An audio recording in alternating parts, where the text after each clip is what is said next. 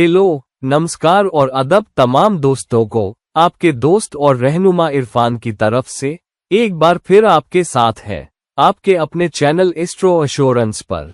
अब ये बहुत जरूरी चीज है कि हमारी कुंडली में ग्रह असल में किधर रखे हुए हैं और ग्रहों की पोजीशन के बुनियाद पर, खास तौर पर वो किस भाव में है, उस हिसाब से वो हमें क्या नतीजे देते हैं।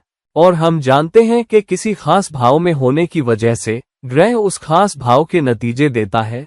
इसलिए अगर हमें पूरा यकीन हो, हमें पता हो कि ग्रह किस भाव में रखा है, तो हम ठीक से प्रेडिक्शन कर सकते हैं, हम ठीक से एनालिसिस कर सकते हैं और हम खुद को ठीक से तैयार भी कर सकते हैं। और इसी वजह से भाव चालित चार्ट उन तरीकों में से एक है जिससे देखा जा सकता है कि कुंडली में ग्रह असल में किधर रखे हुए हैं। और केपी एस्ट्रोलॉजी कृष्णमूर्ति पद्धति ने इसको बहुत ज्यादा इस्तेमाल किया है। केपी सिस्टम ने भाव चालित को बहुत ज्यादा शामिल किया है या इस्तेमाल किया है ताकि ठीक से पता चल सके कि ग्रह किधर रखे हैं, और केपी में इसका इस्तेमाल ज्यादा होता है। कुछ ज्योतिषी लग्न चार्ट से नतीजों की तस्दीक के तौर पर भी भाव चालित का इस्तेमाल करते हैं। तो ये नोट करना जरूरी है कि आप जो भी एनालिसिस करें, जब तक उस एनालिसिस की बुनियाद लग्न चार्ट न हो, एनालिसिस दुरुस्त नहीं है, प्रेडिक्शन दुरुस्त नहीं है, और वो गलत हो सकता है और गलत होगा। इसलिए एनालिसिस की बुनियाद हमेशा लग्न चार्ट ही होनी चाहिए, और बाकी तरीकों को आप रहनुमाई के तौर पर या सहारे के तौर पर या पूरक के तौर पर और लग्न चार्ट के जरिए बताए गए नतीजों की तस्दीक के तौर पर इस्तेमाल कर सकते हैं। अगर आप लग्न चार्ट से हटकर कोई और तरीका इस्तेमाल करेंगे तो प्रेडिक्शन में गलती होने का खतरा रहेगा और एनालिसिस अधूरा रहेगा। इसलिए ये बात दिमाग में रखें कि बिना लग्न चार्ट के और सिर्फ भाव चालित पर निर्भर रहना, या सिर्फ नवांश पर निर्भर रहना, या सिर्फ हिंदू लग्न या अरुण लग्न पर निर्भर रहना, ये नतीजों का सही एनालिसिस करने का अच्छा तरीका नहीं है। इसलिए लग्न चार्ट से शुरू करें और प्रेडिक्शन या एनालिसिस या मुमकिन नतीजों की तस्दीक किसी सहारा देने वाले माध्यम से करें, चाहे वो मून चार्ट हो, चाहे वो कोई और चार्ट हो जो आप इस्तेमाल करें। D10 दशांश के लिए या जेमिनी एस्ट्रोलॉजी के तहत कारकांश इस्तेमाल करें या भाव चालित इस्तेमाल करें ताकि ठीक से पता चले कि ग्रह किधर है। जो भी इस्तेमाल करें, लग्न चार्ट ही मुख्य चार्ट होना चाहिए, और फिर आप हर दूसरे नतीजे की तस्दीक लग्न चार्ट से करें। तो ये है सही प्रेडिक्शन करने का उसूल, और लग्न चार्ट से कभी न हटें। अब हम भाव चालित चार्ट का इस्तेमाल कैसे कर सकते हैं, लेकिन पहले भाव चालित चार्ट है क्या? लफ्ज भाव का मतलब है घर, और लफ्ज चालित आता है लफ्ज चलना या हिलना डुलना से। तो जब भाव को चलाया जाए या हिलाया जाए तो भाव चालित शब्द इस्तेमाल होता है। अब इसका मतलब क्या है? जहां भाव हिल रहा है, हिलने का मतलब ये है कि ग्रह उस राशि से नहीं बदलेंगे जहां वो लग्न चार्ट में रखे हैं। तो आपकी लग्न चार्ट में अगर ये मेष लग्न है, पहला भाव मेष है, और मान लो मंगल मेष राशि में रखा है, ठीक है, तो मंगल मेष राशि में ही रहेगा, चाहे आप भाव चालित चार्ट बना लें। लेकिन ये निर्भर करेगा मंगल की अलग अलग डिग्रियों पर कि वो 1 डिग्री पर है या कितने पर, और लग्न की डिग्री क्या है। तो अगर लग्न 1 डिग्री से शुरू होता है तो मतलब पैदाइश के वक्त मेष राशि आगे बढ़ चुकी है। मेष राशि ज़ोडिएक में 1 डिग्री आगे बढ़ चुकी है, और फिर भाव 1 डिग्री से शुरू हो सकता है, लेकिन मेष शायद 3री डिग्री या 4थी डिग्री या 5वीं डिग्री से शुरू हुआ हो। तो उस हिसाब से अगर 5वीं डिग्री आगे बढ़ चुकी है तो बाकी बचे 25 डिग्री पहले भाव में आएंगे। अगर मेष राशि 20 डिग्री आगे बढ़ चुकी है तो 20 डिग्री गुजर चुकी है, सिर्फ 10 डिग्री मेष की पहले भाव में बची है, और बाकी 20 डिग्री वृष राशि में आएंगी। मगर क्योंकि लग्न फिर भी मेष ही उग रहा है, इसलिए पहला भाव मेष ही माना जाता है या लग्न मेष ही माना जाता है। हालांकि अगर लग्न 20 डिग्री मेष पर है, मिसाल के तौर पर, तो आखिरी 10 डिग्री 20वीं डिग्री से 30वीं डिग्री के बीच की पहले भाव पर कब्जा करेगी, और पहले भाव के बाकी बचे 30 डिग्री पर वृष राशि के पहले 20 डिग्री कब्जा करेगी। जिसका मतलब ये हुआ कि अगर हमारे पास मंगल मेष राशि के पहले 10 डिग्री में है लग्न चार्ट में, तो क्योंकि लग्न 20 डिग्री आगे बढ़ चुका है। जब आप भाव चालित चार्ट बनाएंगे और आपको मंगल की सही पोजीशन पता होगी तो वो 12वें भाव में दिखेगा, क्योंकि मेष लग्न पहले 20 डिग्री से आगे निकल चुका है और मंगल पहले 10 डिग्री में है। इसलिए अगर मेष लग्न पहले 20 डिग्री से हटकर आखिरी 10 डिग्री में पहले भाव के हिस्से के तौर पर आ गया है और अगले 20 डिग्री वृष में आ रहे हैं, तो जाहिर है जब आप भाव चालित चार्ट बनाएंगे मंगल 12वें भाव में दिखेगा। हालांकि क्या मंगल ने राशि बदली? मंगल अब भी मेष के पहले 10 डिग्री में है और ये बात दिमाग में रखनी है। इसलिए ग्रह कभी भी वो राशि नहीं बदलते जहां वो रखे हैं, चाहे आप कोई भी चार्ट बना लें। हो सकता है वो उस चार्ट के किसी बारीक हिस्से में चले जाएं या किसी दूसरे भाव में चले जाएं। ये ऐसे है जैसे मैं हिंदुस्तान में हूँ और मैं अपने घर में हूँ। अब अपने घर के अंदर मैं बैठक में हो सकता हूँ, मैं सोने के कमरे में हो सकता हूँ, मैं अपने स्टडी में हो सकता हूँ, मैं रसोई में हो सकता हूँ। इसलिए मैं जहां हूँ उस हिसाब से मुझे उसी हिसाब के नतीजे मिलेंगे। अगर मैं रसोई में हूँ तो शायद खाना बना रहा हूँगा, अगर सोने के कमरे में हूँ तो शायद सो रहा हूँगा, अगर बैठक में हूँ तो शायद किसी मेहमान की दावत कर रहा हूँगा या टीवी देख रहा हूँगा, अगर स्टडी में हूँ तो शायद अपना काम कर रहा हूँगा या मेल का जवाब दे रहा हूँगा या कुछ लिख रहा हूँगा या कुछ पढ़ रहा हूँगा। इसलिए मैं अपने घर के अंदर जहाँ रखा हूँ उस हिसाब से मैं अलग अलग काम कर सकता हूँ, मैं अलग अलग नतीजे दे सकता हूँ। लेकिन मैं अब भी हिंदुस्तान में हूँ, मैंने राशि नहीं बदली जो हिंदुस्तान है, मिसाल के तौर पर अगर आप ऐसे समझें। इसलिए ग्रह की राशि कभी नहीं बदलती, फर्क नहीं पड़ता आप कौन सा चार्ट बना रहे हैं, चाहे आप भाव चालित चार्ट इस्तेमाल कर रहे हैं या लग्न चार्ट। विभाजन चार्ट अलग चीज है, मैं अभी विभाजन चार्ट में नहीं जा रहा, मैं सिर्फ भाव चालित के इस्तेमाल में होने वाली हरकत के बारे में बात कर रहा हूँ। तो चलिए एक मिसाल देखते हैं। जैसे हमने मंगल के मेष के पहले 10 डिग्री में होने और मेष के 20 डिग्री आगे बढ़ने की मिसाल दी थी, ऐसे ही चलिए एक मिसाल देखते हैं एक मिसाल से कि कैसे भाव चालित ग्रहों को अलग अलग भावों में डाल सकता है राशि एक ही रहने के बावजूद। और फिर बात करते हैं कि आप भाव चालित चार्ट के नतीजों का एनालिसिस कैसे करते हैं। अब पहले एक जरूरी नुक्ता, भाव चालित चार्ट को देखने का तरीका भी जरूरी है। एक मशहूर तरीका है कि उगती हुई राशि असेंडेंट की डिग्री को भाव का सेंटर पॉइंट मान लिया जाता है। तो मिसाल के तौर पर मान लो लग्न 5 डिग्री मेष का है।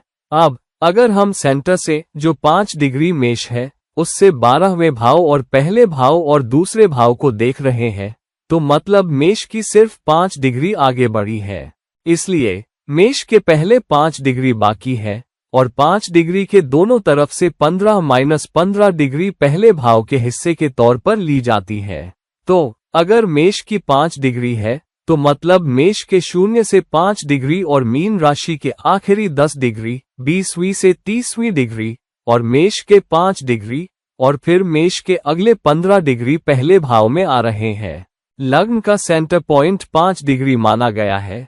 फिर मेष के 0 से 5 डिग्री और मेष के आखिरी 20 से 30 डिग्री लिए जाते हैं और मेष के अगले 15 डिग्री यानी 5 डिग्री से 20 डिग्री पहले भाव के हिस्से के तौर पर लिए जाते हैं। तो लग्न राशि वही है। हालांकि अब अगर ग्रह मेष की 1, 2, 3, 4, 5 डिग्री पर है तो वो पहले भाव में ही रहेगा। अगर ग्रह मीन की 25वीं डिग्री पर है तो लग्न चार्ट में वो मीन राशि में होगा। हालांकि भाव चालित चार्ट में क्योंकि आप मेष की 5 डिग्री को सेंटर मान रहे हैं, वो पहले भाव में ही दिखेगा मीन राशि में होने के बावजूद। भले ही लग्न पर मेष राशि है लेकिन मेष सिर्फ 5 डिग्री पर है। इसलिए मेष की 5 डिग्री से पहले के 15 डिग्री यानी मेष के 0 से 5 डिग्री और मीन के 20 से 30 डिग्री सब पहले भाव पर कब्जा करते हैं। तो एक ग्रह जो मीन की 25वीं डिग्री पर है, मान लो सूर्य मीन की 25वीं डिग्री पर है, लग्न चार्ट में वो 12वें भाव में दिखेगा, लेकिन भाव चालित चार्ट में वो पहले भाव में दिखेगा। ऐसे देखा जाता है भाव चालित अगर उगती हुई राशि को लग्न का सेंटर पॉइंट मान लिया जाए। तो चलिए एक मिसाल लेते हैं किसी विजुअल माध्यम से, बजाय इसके कि मैं सिर्फ लफ्जों से समझाऊं कि भाव चालित कैसे देखा जा सकता है। अब ये है किसी शख्स की कुंडली लग्न चार्ट, जहां लग्न कर्क है और ग्रहों की पोजीशन अलग अलग भावों में दी गई है। बृहस्पति चौथे भाव तुला में, चंद्र छठे भाव धनु में, 4 ग्रह कुंभ में 8वें भाव में, शनि और मंगल 10वें भाव में, जहां शनि मेष राशि में नीच का दिख रहा है। अब जब आप हर एक की खास डिग्री देखेंगे तो आपके पास लग्न कर्क 15 डिग्री होगा। तो कर्क 15 डिग्री पर है, सूर्य कुंभ में 17 डिग्री पर है, चंद्र धनु में 5 डिग्री पर है, वगैरह वगैरह।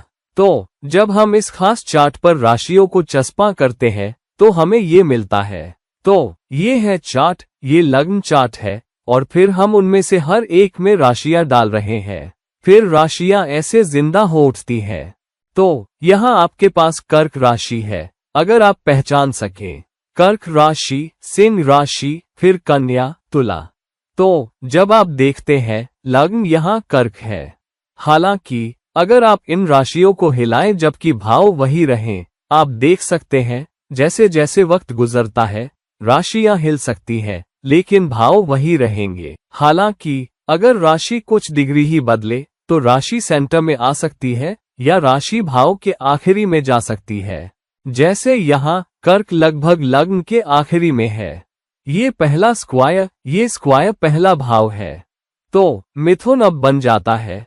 अगर आप ले रहे हैं, अगर आप इसे और आगे बढ़ाएं, मिसाल के तौर पर कर्क से आगे अगर कर्क डिग्रियां हिलती रहें। अब ये मिसाल लेते हैं। अब अगर लग्न 5 डिग्री पर है, कर्क का एक छोटा हिस्सा पहले भाव में होगा, बाकी सिंह का होगा।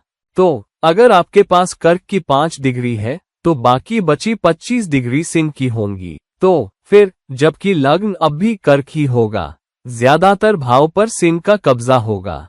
इसलिए अगर कोई ग्रह लग्न चार्ट में सिंह राशि में चला जाता है तो वो शायद दूसरे भाव में ही दिखेगा, क्योंकि वो सिंह राशि में है, क्योंकि लग्न कर्क है। हालांकि भाव चालित चार्ट में वो पहले भाव में ही दिखेगा, क्योंकि ज्यादातर सिंह डिग्री लग्न पर कब्जा कर रही है, बशर्ते वो सिंह के पहले 25 डिग्री के अंदर हो, या अगर वो कर्क के आखिरी 5 डिग्री में हो तो वो पहले भाव में दिखेगा। तो अब इस खास चार्ट में अगर आप इसे भाव चालित चार्ट में तब्दील करें 15 डिग्री को सेंटर मानकर, जो एक मशहूर तरीका है, तो भाव चालित चार्ट लगभग एक जैसा ही होगा। तो लग्न चार्ट में आपके पास मंगल और शनि 10वें भाव में है, 4 ग्रह 8वें भाव में, चंद्र धनु में, बृहस्पति चौथे भाव तुला में। चालित चार्ट, भाव चालित चार्ट लगभग वही पोजीशन रखता है जहां आप लग्न राशि की डिग्री ले रहे हैं। लग्न यहां कर्क है और 15 डिग्री पर है, और अगर आप 15 डिग्री को सेंटर मानते हैं तो 0 से 15 और 15 से 30 पूरे भाव पर कब्जा करते हैं। तो यहाँ भाव चालित चार्ट लगभग वैसी ही पोजीशन के साथ दिखेगा, क्योंकि 15 डिग्री सेंटर में है और पूरी राशि भाव पर कब्जा कर रही है। हालांकि अगर आप दूसरा तरीका लें, जहां लग्न की डिग्री 15 डिग्री लग्न को शुरुआती पॉइंट माना जाता है, तो भाव 15 डिग्री से शुरू होता है और वो सेंटर नहीं है, तो भाव चालित चार्ट ऐसा दिखता है जहां लग्न वही रहता है। हालांकि मंगल अब 10वें की बजाय 9वें भाव में दिख रहा है। तो यहाँ लग्न चार्ट में मंगल शनि के साथ 10वें भाव में दिख रहा है। हालांकि चालित चार्ट में क्योंकि मंगल 3 डिग्री पर है और शनि 11 डिग्री पर है और लग्न की शुरुआती डिग्री 15 है, तो जितने भी ग्रह किसी भी भाव में 0 से 15 डिग्री के बीच है किसी भी राशि में, वो पिछले भाव में चले जाएंगे। इसलिए लग्न चार्ट में जितने भी ग्रह किसी भी भाव में 15 डिग्री से कम है, वो चालित चार्ट में पिछले भाव में चले जाएंगे, क्योंकि आप लग्न की 15 डिग्री को शुरुआती पॉइंट मान रहे हैं। 0 से 15 डिग्री के बीच के ग्रह उसी राशि में रहेंगे लेकिन पिछले भाव में नजर आएंगे। तो यहाँ सूर्य 17 डिग्री पर है, तो सूर्य चालित चार्ट में दिखता रहेगा, उसे 8वें भाव में दिखते रहना चाहिए। देखते हैं हम सही हैं या नहीं। लेकिन चंद्र 5 डिग्री पर होने की वजह से और 15 डिग्री से कम होने की वजह से छठे भाव में नहीं दिखेगा। वो धनु राशि में ही रहेगा, लेकिन उसे 5वें भाव में जाना चाहिए। मंगल फिर से 1 डिग्री से 15 डिग्री के बीच है, जो 3 डिग्री है, तो मंगल को भी मेष राशि में दिखते रहना चाहिए, लेकिन पिछले भाव में 9वें भाव में दिखना चाहिए। तो हम कह रहे हैं चंद्र पिछले भाव में होगा, जो 5वां भाव है, और हम कह रहे हैं मंगल को भी पिछले भाव में होना चाहिए, 10वें के बजाय 9वें में होना चाहिए। फिर बुध भी 1 डिग्री पर है। इसका मतलब बुध को 8वें भाव में नहीं दिखना चाहिए, वो कुंभ राशि में दिखता रहेगा, लेकिन वो 8वें भाव के बजाय 7वें भाव में दिखेगा। बृहस्पति तुला में 12 डिग्री पर है, जो फिर से 15 डिग्री से कम है, जिसका मतलब बृहस्पति तुला में दिखता रहेगा क्योंकि वो तुला की 12 डिग्री पर है। हालांकि वो चौथे भाव में दिखने के बजाय तीसरे भाव में दिखेगा। शुक्र 26 डिग्री पर है, जो 15 डिग्री से ज्यादा है, इसलिए शुक्र 8वें भाव में ही रहेगा। शनि, जैसा हम पहले कह चुके हैं, उसे भी मंगल के साथ 9वें भाव में दिखना चाहिए, क्योंकि ये भी 15 से कम है। राहु और केतु भाव चालित चार्ट में 8वें भाव में ही रहेंगे। तो जब आप इसे देखें तो हम क्या कह रहे हैं? चंद्र, मंगल, बुध, बृहस्पति और शनि, एक बार फिर चंद्र, मंगल, बुध, बृहस्पति और शनि सबको पिछले भावों में जाना चाहिए। क्या वो गए? चलिए दोनों चार्ट को आमने सामने रखकर तुलना करते हैं। शनि और मंगल लग्न चार्ट में मेष राशि में ही रहते हैं, लेकिन भाव चालित में वो 9वें भाव में चले जाते हैं। हालांकि उनकी राशि अब भी मेष ही है, जो 1 है। फिर हमने चंद्र की भी बात की, तो लग्न चार्ट में चंद्र धनु राशि में छठे भाव में था। हमने कहा उसे 5वें भाव में जाना चाहिए। हाँ, चंद्र भाव चालित चार्ट में 5वें भाव में चला गया है, लेकिन उसके बगल में आप अब भी ब्रैकेट में नंबर 9 देख सकते हैं, जिसका मतलब है वो अब भी धनु राशि में ही है। फिर हमने बुध कहा, बुध लग्न चार्ट में 8वें भाव में है, लेकिन वो 1 डिग्री पर था, इसलिए वो भाव चालित चार्ट में कुंभ राशि में दिखता रहता है, लेकिन अब वो 7वें भाव में दिख रहा है। और फिर हमने बृहस्पति की भी बात की। बृहस्पति हमने कहा चौथे भाव में नहीं दिखेगा, हालांकि वो तुला राशि में दिखेगा। तो बृहस्पति अब भी तुला राशि में यहाँ दिख रहा है, बृहस्पति के बगल में 7, लेकिन अब वो पिछले भाव में चला गया है। तो ऐसे देखा जाता है भाव चालित चार्ट। अगर लग्न को लिया जाए, लग्न की जितनी भी डिग्री हो, अगर उसे भाव के सेंटर में लिया जाए, तो उससे पहले के 15 डिग्री और उसके बाद के 15 डिग्री ग्रह पहले भाव में दिखेंगे। अगर ग्रह उसके आगे पीछे हो जाएं, उस राशि के 15 डिग्री से पहले और उस राशि के 15 डिग्री के बाद, तो वो उसी भाव में नहीं दिखेंगे, वो अगले भाव में या पिछले भाव में दिखेंगे। तो ऐसे देखा जाता है भाव चालित चार्ट। लेकिन प्रेडिक्शन कैसे किए जाते हैं? भाव चालित चार्ट में प्रेडिक्शन राशि के बुनियाद पर किए जाते हैं, जिसका मतलब है कि राशि को तरजीह हासिल रहती है। तो अब हमने क्या देखा? हमने देखा कि भाव चालित चार्ट में शनि और मंगल मेष राशि में रहते हुए 9वें भाव में जा रहे हैं, और लग्न चार्ट में वो दोनों मेष राशि में और 10वें भाव में दिख रहे हैं। जिसका मतलब ये हुआ, जब आप भाव चालित चार्ट को शामिल करते हैं, शनि अपनी राशि के नतीजे देता रहेगा, जो कि मेष है, नीच का, लेकिन अब उसके नीच के असर ज्यादा 9वें भाव में दिखेंगे, 10वें भाव में कम। तो पढ़ाई लिखाई पीछे रह जाएगी, उसके विदेश यात्रा पीछे रह जाएंगे, गुरु और पिता से उसके रिश्ते पीछे रह जाएंगे, ऊंची शिक्षा को अपने काम में इस्तेमाल करने की उसकी काबिलियत पीछे रह जाएगी। यहाँ चुनौतियां होंगी क्योंकि शनि नीच की राशि में है, लेकिन वो 9वें भाव में है, इसलिए शनि लग्न चार्ट से अपनी राशि के नतीजे देता रहेगा और भाव चालित चार्ट में वो भाव के नतीजे देगा। इसलिए जब आप प्रेडिक्शन करें तो प्रेडिक्शन ये होगा कि इस शख्स को, क्योंकि शनि नीच का होकर 9वें भाव में है, 9वें भाव से जुड़ी चुनौतियां मिलेंगी। हालांकि लग्न चार्ट में क्योंकि वो कगार कस्प पर दिख रहा है, आप ये भी ध्यान रखेंगे कि लग्न चार्ट 10वें भाव को पूरे भाव पर कब्जा करने वाली मेष राशि के रूप में ले रहा है, तो वो 10वें भाव के नतीजे भी देगा। इसलिए ऐसे देखना चाहिए। दूसरी बात यह है कि इस शख्स के लिए मंगल के 10वें भाव में और मेष राशि में होने की वजह से एक महापुरुष योग बन रहा है। तो मंगल केंद्र में है यहाँ, क्योंकि मंगल अब भाव चालित चार्ट में केंद्र में नहीं रहता, मंगल मेष राशि में रहता है, लेकिन महापुरुष योग अब लागू नहीं रहा। तो महापुरुष योग बदल गया क्योंकि मंगल का अपनी राशि में केंद्र में होना महापुरुष योग का एक अहम हिस्सा है। ग्रह का अपनी राशि या उच्च की राशि में और केंद्र में होना जरूरी है।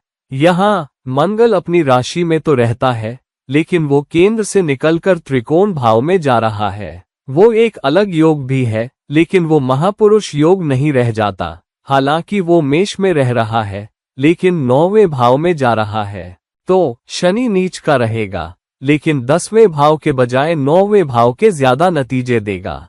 मंगल मेष राशि में दिखता रहेगा, लेकिन अब वो केंद्र भाव से निकल गया है, इसलिए वो 10वें भाव के कुछ नतीजों के साथ साथ 9वें भाव के ज्यादा नतीजे देगा।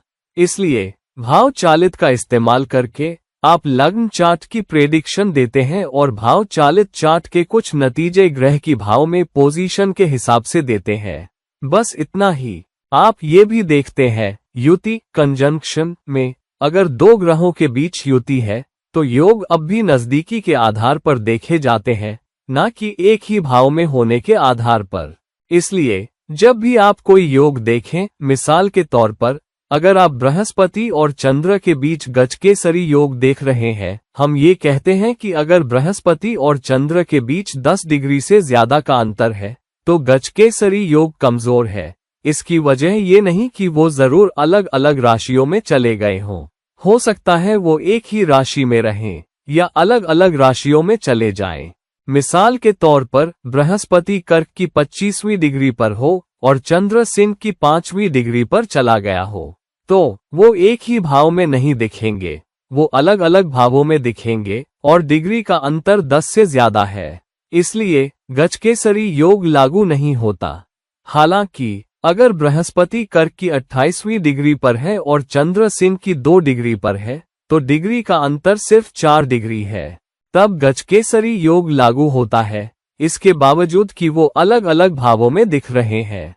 इसलिए जब आप योग देख रहे हो तो सावधानी बरतनी चाहिए। डिग्रियों के बीच का अंतर देखना होता है, और अगर ग्रह एक दूसरे के करीब दिख रहे हैं तो भाव चालित चार्ट हमें बताता है कि क्या वो इतने करीब हैं कि एक ही भाव में समेटे जा सकें। और डिग्री का अंतर देखें इससे पहले कि आप गणना करें कि योग या दोष लागू होता है या नहीं। और ऐसे आपको भाव चालित देखना चाहिए जहां आप शामिल करते हैं, आप ध्यान में रखते हैं 75% नतीजे लग्न चार्ट के और 25% नतीजे आप भाव चालित चार्ट से देखते हैं। और ग्रह जिस भाव में ठीक से रखा जाता है उसकी वजह से आप ये तय करते हैं कि योग अगर योग भाव का इस्तेमाल कर रहा है तो क्या वो लागू होता है या नहीं। मिसाल के तौर पर सभी महापुरुष योग ग्रह का केंद्र में होना जरूरी है। दूसरी तरफ मिसाल के तौर पर विपरीत राजयोग तभी लागू होता है जब ग्रह दुस्थान में हो, हर एक अलग अलग भावों में। तो मिसाल के तौर पर अगर चंद्र 6ठे भाव का स्वामी है और 8वें भाव में चला जाता है तो ये विपरीत राजयोग है, क्योंकि एक दुस्थान का स्वामी दूसरे दुस्थान में जा रहा है। लेकिन भाव चालित चार्ट में अगर ग्रह दुस्थान से हट जाता है तो विपरीत राजयोग फिर लागू नहीं होता। इसलिए ऐसे आपको योग या दोष देखने चाहिए और फिर गणना करें और फिर उसके मुताबिक नतीजे बताएं भाव चालित चार्ट और लग्न चार्ट के बारे में। तो दोस्तों, अपने लग्न चार्ट में गौर करें और 75% प्रेडिक्शन लग्न चार्ट से होंगे। भाव चालित चार्ट का इस्तेमाल सिर्फ पूरक के तौर पर और ग्रह की आखिरी पोजीशन देखने के लिए किया जाएगा, और फिर ग्रह उस भाव के नतीजे देगा इस आधार पर कि वो राशि में कैसे रखा है। तो अगर वो किसी राशि में नीच का है और अगर वो दूसरे भाव में चला जाता है तो उसका नीचत्व अब भी लागू रहेगा, लेकिन नतीजे दूसरे भाव के होंगे और जिन भावों का वो स्वामी है उनके नतीजे भी लिए जाते रहेंगे, हालांकि राशि वही रहेगी। ठीक है, तो इसी तरह अपनी कुंडली में नतीजे देखें, उसी हिसाब से नतीजे लगाएं और आप जानते हैं उसी हिसाब से अपनी कुंडली की प्रेडिक्शन करें या एनालिसिस करें और लग्न और भाव चालित के बीच नतीजों को पूरक बनाकर ज्यादा सटीक नतीजे पाएं। तो दोस्त, इस वीडियो को लाइक करें, शेयर करें और अगर आप मुझसे कंसल्टेशन लेना चाहते हैं तो कृपया मुझसे राब्ता करें, नीचे दिए गए लिंक है। जब तक हम किसी और वीडियो के साथ किसी और वक्त मिलते हैं, तब तक के लिए आपका अपना ज्योतिषी दोस्त और रहनुमा इरफान आपसे इजाजत चाहता है। नमस्कार।